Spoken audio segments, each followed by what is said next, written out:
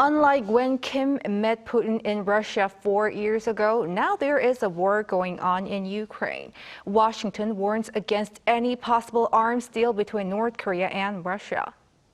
Our foreign affairs correspondent Bae Eun-ji explains what this could mean for geopolitics.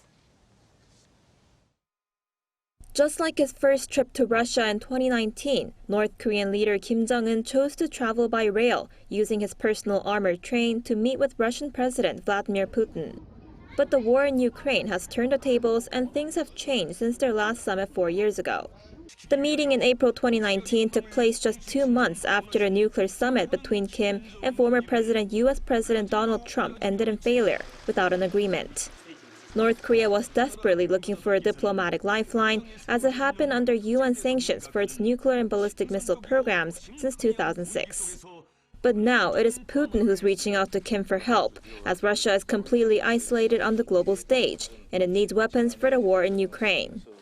Also, unlike in 2019, Kim was joined by his top 2 military officials, Lee Byung-chul and Park Jong-chun, which implies that their talks will likely be focused on the military front.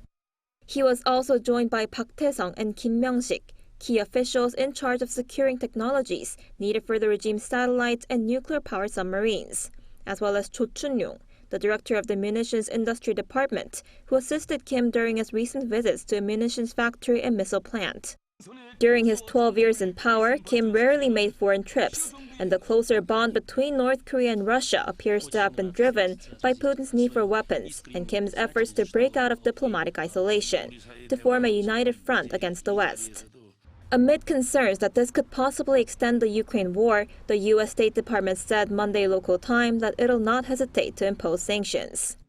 It warned both countries that any transfer of arms from North Korea to Russia would be in violation of multiple UN Security Council resolutions.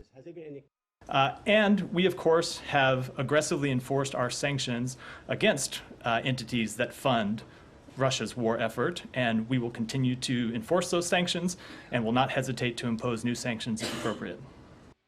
Washington also urged the North to abide by its public commitment not to provide or sell weapons to Russia. In November last year, North Korea said it has never had arms dealings with Russia and has no plans to do so in the future. Bae Eun-ji, Arirang News.